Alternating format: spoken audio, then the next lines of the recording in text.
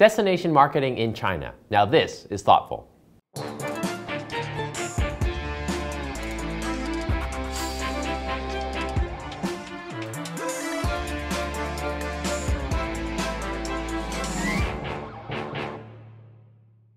Hi, I'm Trevor Lai in Shanghai. Destination marketing is increasingly important in China as retail sales continue to grow alongside a boom in domestic and international tourism and the development of massive complexes combining shopping with hotels, F&B, events, and entertainment. Today on Thoughtful, we'll ask experts Bryan Chan and Adam Charles about the best ways to reach Chinese consumers to promote these venues and how increased competition is changing the market. And Tab Lai will share a thought or two about trends changing destination marketing in China.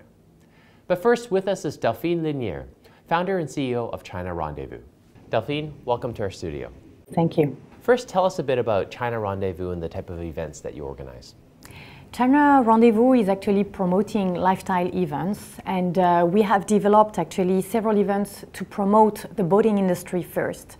I would say this is a new trend and a new lifestyle, and over the past 10 years we've been promoting, this new activity in China.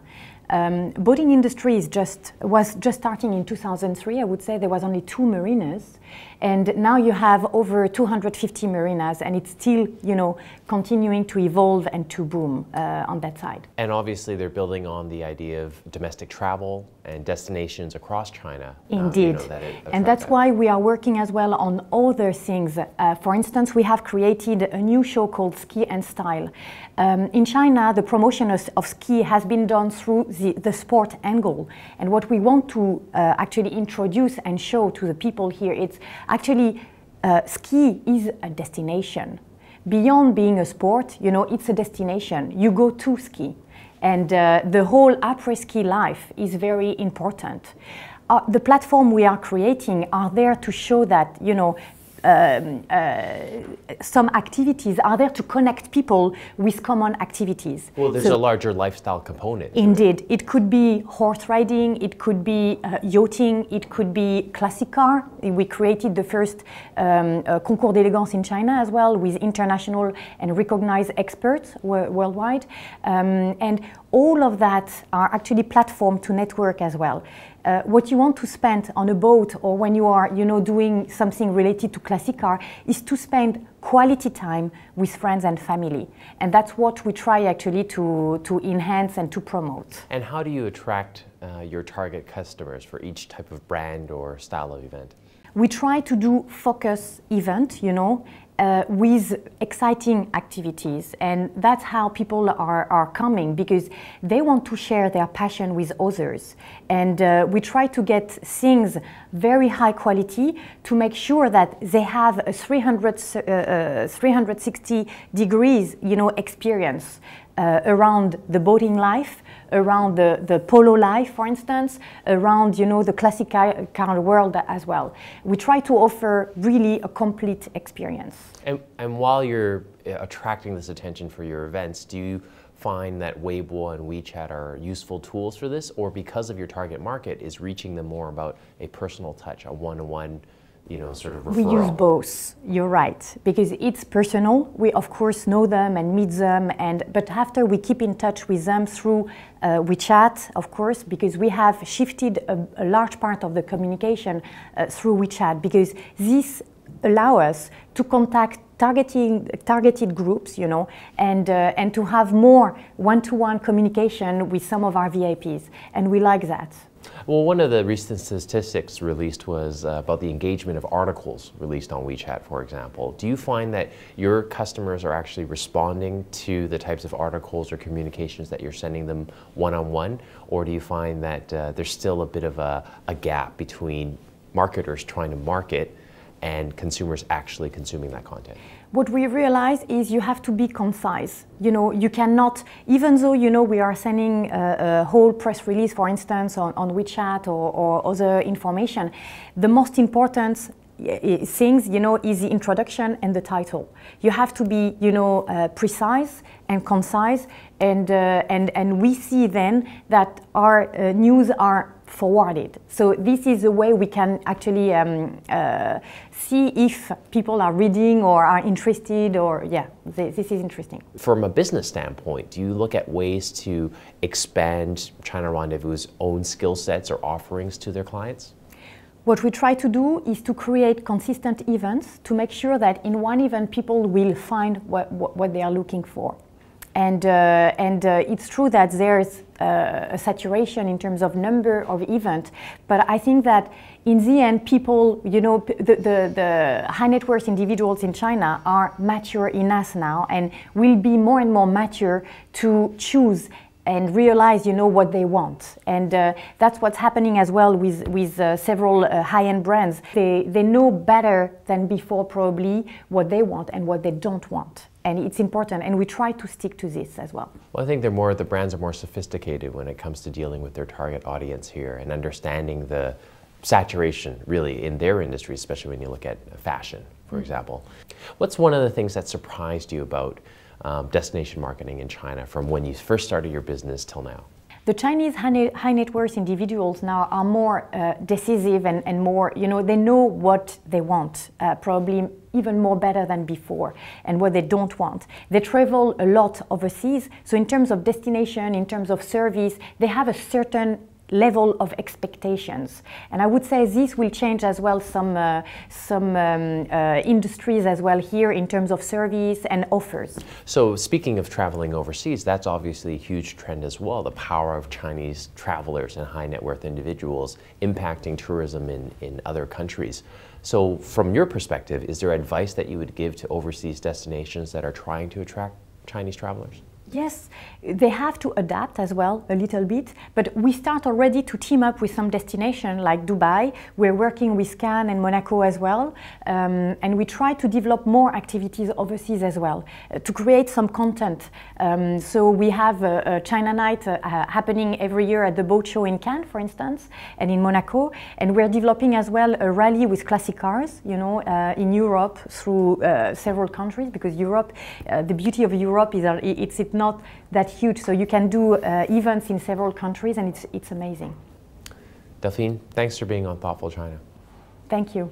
Let's take a quick break to hear from Tab Jethro Lai, Managing Director of the Brand Union in Shanghai, about trends in destination marketing in China. 经济学人全球商业评论强势来袭，网罗每月商业、金融和科技新闻热点，为下一代全球华人商业领袖专属定制。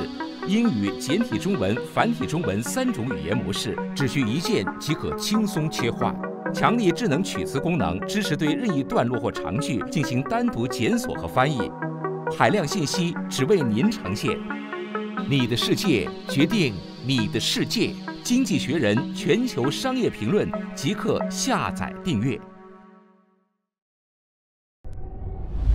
Here are 7 things to bear in mind when building a destination brand in China, whether it's a town or a venue.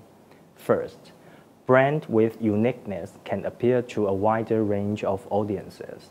For example, South Bank London's diverse atmosphere by the Thames is cultivated through the variety of buildings and cultural offerings. Each offering is different, and all components work together to carve out South Bank as a destination. Second, infuse the spirit of where you nested. The design and experience of Medinet Jumeirah offers an authentic link to its local culture and heritage.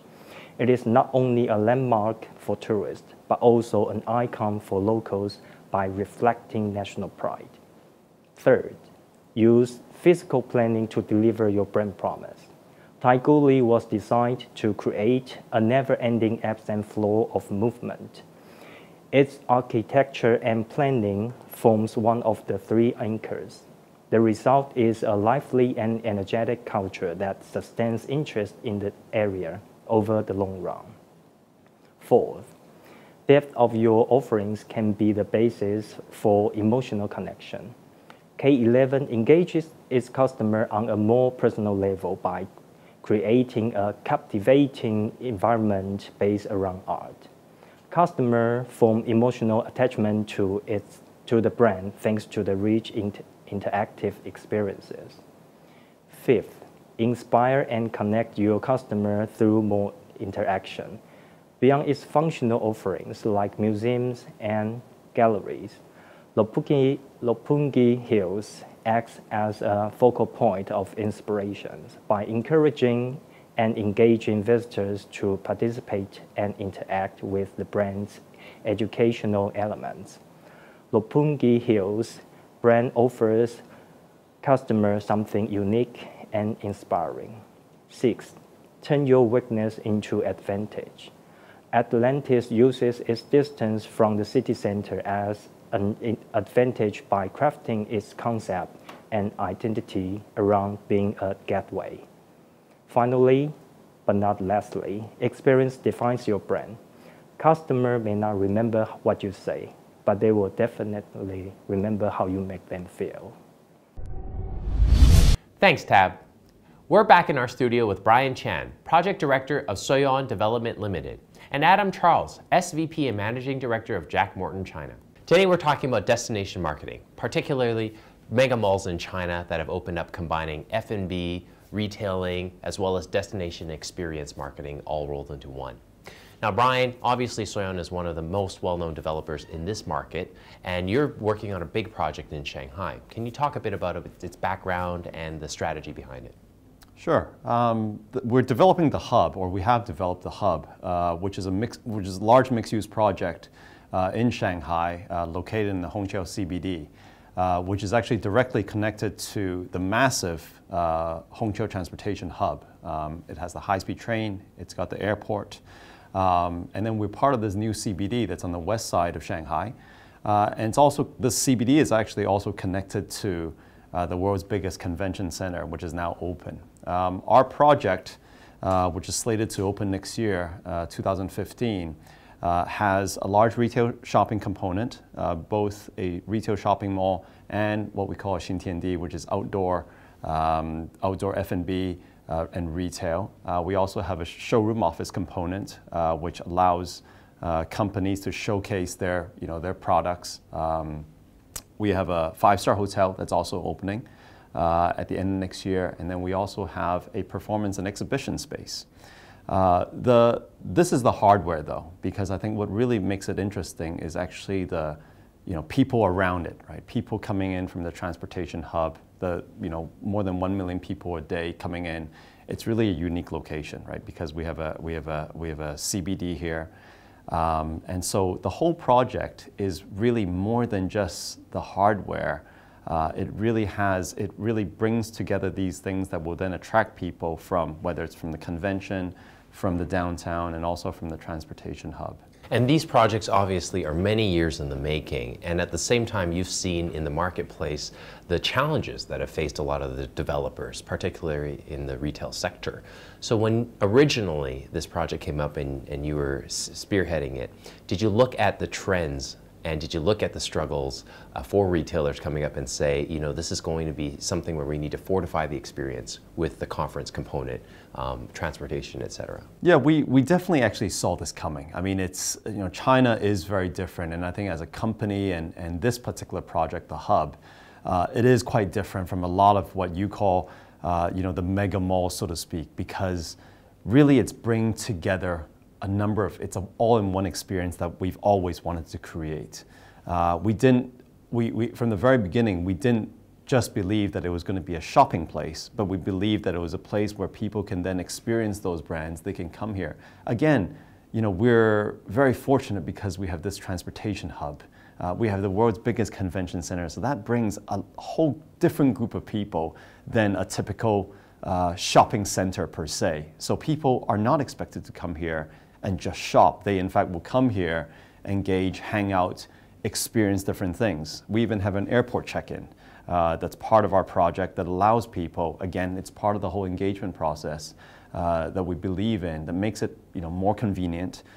People can then drop off their bags, check in, do their thing here, and then they can go to the airport. So it's really a lifestyle destination. It's much more a lifestyle destination. And Adam, you're coming at this from a brand experience perspective, and obviously with your time in China, in both Shanghai and as well as in Beijing, you've seen the consumer change in both those large markets, and especially their attitudes towards shopping e-commerce and offline shopping as well. So can you talk about how consumers now approach shopping centers or the retail experience? Are they going there as often as they were before? What types of things are attracting them to the malls of today versus 8 years ago? I think certainly that the consumers are becoming more sophisticated, particularly in the major cities.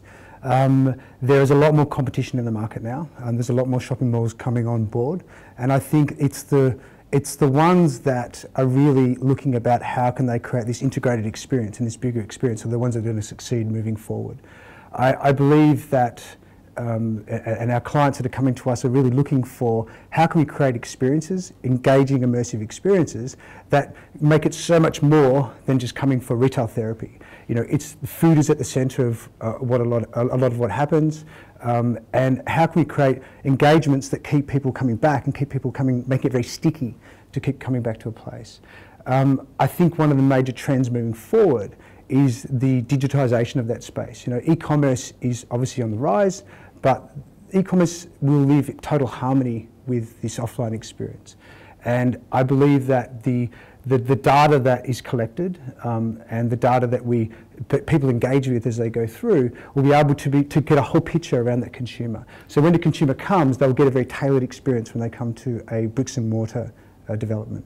Well, in theory, they would live in harmony with each other. But at the same time, Morgan Stanley reports that this year China will lead the world in online sales at $314 billion. So those dollars are really coming at the expense of physical retail stores, as well as in terms of new customers and new purchases online. For a very successful developer like Shui, is it challenging? Is it scary to look at the rise of e-commerce and suddenly have to change a decades-old business model and say what we did before that worked and we were the kings of each of these markets, now we really have to catch up in terms of integrating the digital experience, the social media, and making sure that, for example, customers that come to our lifestyle destination can have attractions that they can take pictures with and share with their friends online to create further traffic? Is that something that you've seen from a development side really impact the way that the business model is structured? Well, I think for us, I mean, we've been, I think, quite fortunate because we've always focused more on the experiences than I think a very traditional, what you would call a retail developer or real estate company. I mean, we've always, whether it was, you know, originally building our original Xintiandi to our new project at the hub, it really was, you know, all about enhancing the experiences. Now, I think what you mentioned, which is, you know, does it worry us? Well, I think the market, continues to evolve, and I think now we actually have a new opportunity to attract customers that originally didn't come in. Now with digital, with events, with you know, strength in digital and events and things like that, we actually have a chance to actually attract new customers. You're absolutely right. I mean, I think that if you look at a traditional retail place, call it a shopping mall, yes, I think those places will in many ways, I think they actually will have a very big threat. But if you're in a unique location, you know, you have, whether it's a combination of the design and the architecture, which is the hardware, to the services and the software, all those things really just touching people. These things, I think, will actually bring people to come back. So I think that what will actually happen is that actually the good ones, or the best ones, actually get even better and will attract an even larger number of people, you know, and the ones that are just sort of run-of-the-mill will then actually, you know, get kind of, you know, substituted by e-commerce if it is just a pure shopping experience. Yeah, I think you're going to see a lot of ghost malls in the future. I mean, to Bryan's point, that it's the ones that embrace that experience. It's the ones that embrace the digital commerce as well. And make sure that at that heart is a great experience, are the ones that are going to win, because that is something that online can never offer. Well, and I also think that the best developers are the ones that are innovative in their approaches. So you know, what impressed me with Shui is, despite the fact that you have great success with the Tiandi concept in multiple cities, the idea of hub, you know, really being a unique and different branding, and in some ways building on the success of Tiandi, but moving away from that and saying this is something new and something different, to, I would say, go with the consumer mindset, you know, dovetail with their new expectations of what an experience should be like. So in terms of regional differences, Adam, in your time around China, do consumers approach the whole shopping or retail experience, idea from different angles, or across China do you find a very unified, approach and mindset? I don't think it's particularly unified. I mean, at the core, everyone's the same. I think everybody has those basic needs and wants to be entertained, to get surprise and delight, and to go about their business. But I think there are definitely different levels of sophistication, both inside and around China, but also around the world as well. I think that there are parts of China that are well behind, but we'll see that change relatively quickly, I believe, over the next few years. And it is, I do think that the Chinese consumer is a lot less loyal, and a lot able. We're able to see people that will flip and change depending on what's going to serve them at the time. So to really create a long-term engagement and a long-term love of a place and a destination is going to be very critical moving forward. And we've seen, obviously, several years ago, a lot of the developers look beyond Shanghai and first-tier cities and expand very aggressively into Shenyang, Tianjin, etc. And then, of course, the market slowed down at the same time, and you saw a lot of them slowing down their progression on the projects. Or for the ones that were already in too deep, the ghost malls that you mentioned. At the same time, you see China on a macro level wanting to encourage domestic tourism. And these retail destinations will be an important part of that.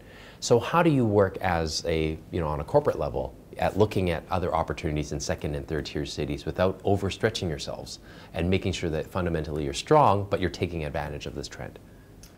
Well, for us, I can't speak for others, but I think for us, we actually don't actually do that many projects. I think when you kind of look at the data points, in the next 2 to 3 years, there's going to be something like 500 plus malls getting built. For us, really, it's really just creating based on the locations that we have and really making those places very, very strong. And some would say there is a saturation of global brands, which at the same time creates an opportunity for independent or smaller Chinese brands to have an opportunity to shine in this market. Bryan, can you talk about any brands that you see that have been homegrown in China that have done a good job of dovetailing with your strategy of making it more of an experiential destination? We've seen in some of our properties, for example, in Xintiandi, we have a number of brands, local fashion design brands that have done very, very well. They started as brands like Nisis. Uma Wang has now gone global. Has gone to Milan Fashion Week, Paris Fashion Week. These brands, I think, have actually grown as a result because, certainly the market is there. I think that going back to what you said earlier, I think now with, this is really a change in landscape. We're in kind of a time right now where now you have kind of, online coming on as being a very important part of the, each retailer's experience. So actually, I think for some of these local brands, I think there is actually an opportunity to kind of market themselves and also distribute a little bit differently than before, before was just, you have to open stores in a certain number of locations. Now I think that is really going to change, and so we really look forward to seeing some more, new brands, be it internationally or locally. We're pretty agnostic to that. We're very neutral to that, as long as they are giving something that's new and good to our customers. Yeah, I think that for the success of local brands, they have to focus on that emotional bond with their customer, with their consumer. The brands that can forge a love of their brand that goes far and beyond the features and benefits of that product are the ones that are going to succeed. Bryan, Adam, thanks for being on Thoughtful China. Thank you. Thank you. Thank you. That wraps it up for today. Be sure to subscribe to us on Youku, Tudo, and YouTube. You can also follow us on Weibo, WeChat, and Twitter, and join our LinkedIn group. We'll see you again.